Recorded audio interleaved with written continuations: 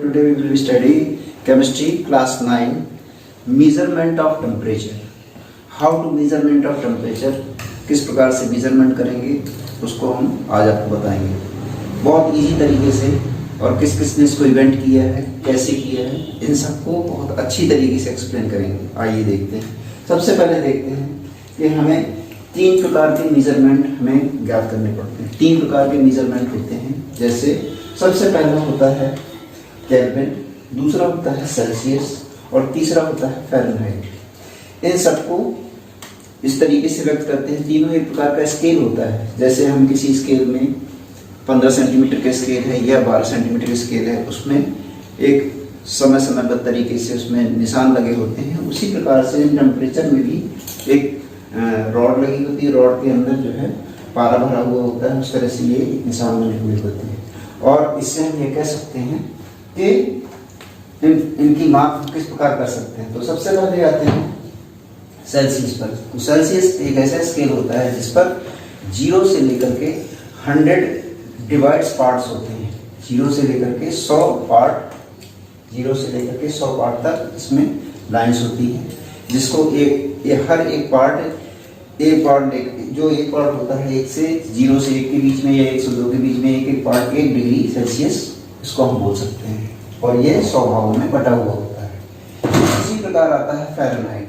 Fahrenheit में सबसे पहले होता है जो कि एक स्केल होता है, इसमें 32 डिग्री सेंटीग्रेड से स्टार्ट होता है। इसको 32 डिग्री सेंटीग्रेड से स्टार्ट करते हैं और इसको देते हैं 200 डिग्री फ़ारेनहाइट तक। यानी फ़ारेनहाइट स्केल जो होता है वह 32 डिग्री फ़ारेनहाइट से स्टार्ट होकर के और 212 डिग्री फ़ारेनहाइट तक स्टार्ट होता है।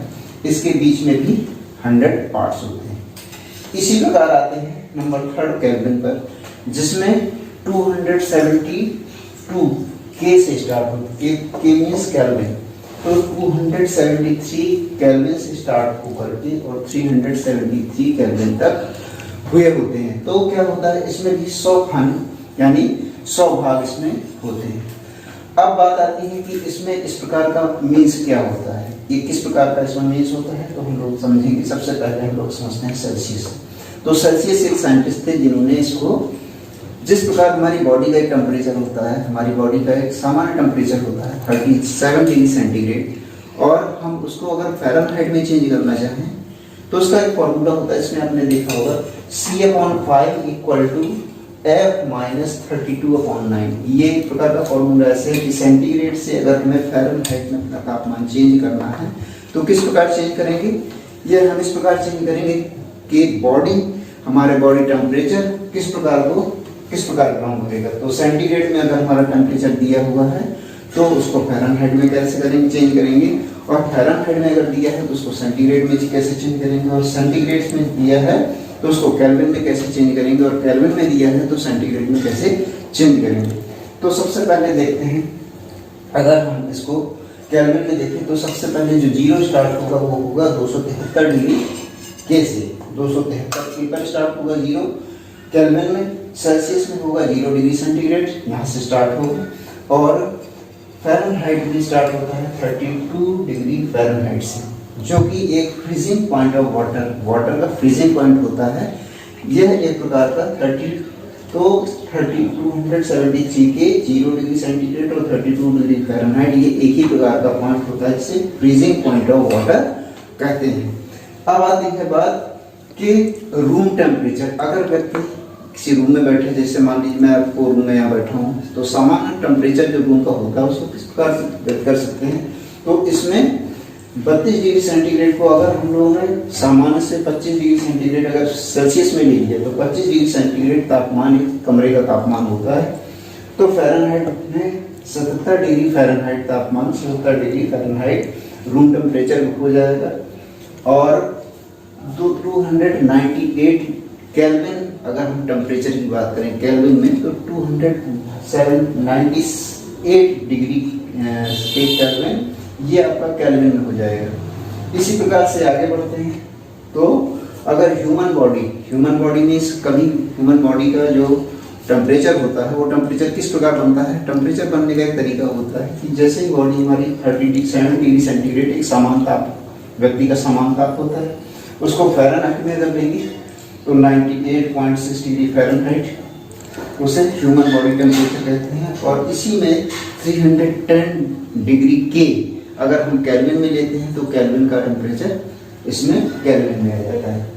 फिर आगे चलते हैं boiling point. Boiling point means अगर सेल्सियस में देखा जाए तो उसको 100 डिग्री सेंटीग्रेड पर उसको 100 डिग्री सेंटीग्रेड पर अगर हम पहुंचा देते हैं तो उसका बॉइलिंग पॉइंट लास्ट हो जाता है बॉइलिंग पॉइंट वाटर, पानी उबलने लगता है।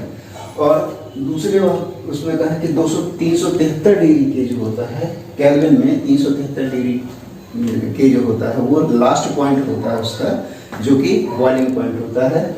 और तीसरा होता है फ़ारेनहाइट में 212 डिग्री फ़ारेनहाइट जो होता है वह एक प्रकार का तापमान जो लास्ट पॉइंट होता है बॉइलिंग पॉइंट का वह फ़ारेनहाइट में होता है। अब मैं आपको कुछ बताना चाहता हूँ कि temperature is the property of matter, temperature is the property of matter reflect the quantity of energy of motion. जो बॉडी की टेम्परेचर होती है धीरे धीरे कभी घटती है, कभी बढ़ती है, कभी कम होती है, कभी ज़्यादा होती है, तो वह टेम्परेचर बॉडी का जो टेम्परेचर होता है वो वातावरण के अनुसार होता है और वह किस प्रकार से मोशन करता है बॉडी में, कभी ज़्यादा गर्मी होती है, कभी कम गर्मी होती है। So component particle is simple terms. So temperature is a measure of how hot और हाउ कोल्ड, कितना गर्म हुआ, कितना ठंडा हुआ, ये मौसम के आधार पर भी हम लोग इसको ज्ञात कर सकते हैं। तो अब आइए मैं आपको एक फॉर्मूला बताता हूँ जिसके आधार पर हम ये समझ सकते हैं कि हमारी बॉडी का टेम्परेचर अगर सेल्सियस से फ़ारेनहाइट में चेंज हो जाता है तो किस प्रकार होगा। आइए देखते हैं कैसे होगा। तो फॉर्मूला होता है C/5 = F-32/9, जिसमें टेम्परेचर हमें दिया है 37 डिग्री सेंटीग्रेड, यानी एक स्वस्थ शरीर का तापमान जो होता है वो 37 डिग्री सेंटीग्रेड माना जाता है। और आपको मालूम होगा कि फ़ारेनहाइट में वह 98.6 डिग्री फ़ारेनहाइट होता है और वो किस प्रकार से निकाला जाता है मैं आपको बताऊंगा फॉर्मूले के हिसाब से। तो इसका फॉर्मूला है C/5 = F-32/9 = 37, C की जगह लिखा हमने 37, temperature 37 degree centigrade upon 5 = F-32/9। Then इसमें क्रॉस मल्टीप्लाई करेंगे तो क्रॉस मल्टीप्लाई में आ जाएगा 37 × 9 = F × F-32। इसके बाद 333 इसका मल्टीप्लाई होगा, देन 5F - 160 ये हो जाएगा। इसके बाद इसका साइड चेंज हो जाएगी, -160 को इधर ले आएंगे तो प्लस 160 हो जाएगा। इसके बाद ये छोड़ दिया जाएगा तो 493 = 5F हो जाएगा, तो F = 493.5 हो जाएगा। देन 5 को डिवाइड करेंगे तो 98.6 डिग्री फ़ारेनहाइट, 98.6 डिग्री फ़ारेनहाइट ये फ़ारेनहाइट में टेम्परेचर आ जाएगा। और इस प्रकार से हम कह सकते हैं कि 98 डिग्री फ़ारेनहाइट तापमान हो जाए। तो आप समझ सकते हैं कि किस प्रकार से हम लोग मेजरमेंट करते हैं टेम्परेचर का।